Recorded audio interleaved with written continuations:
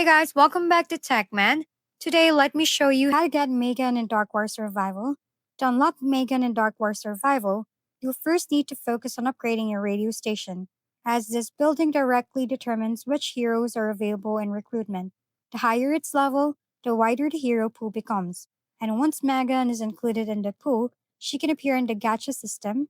From there, head to the recruit section and use Prime recruitment tickets to try your luck, as Megan can either be obtained directly or through the hero fragments.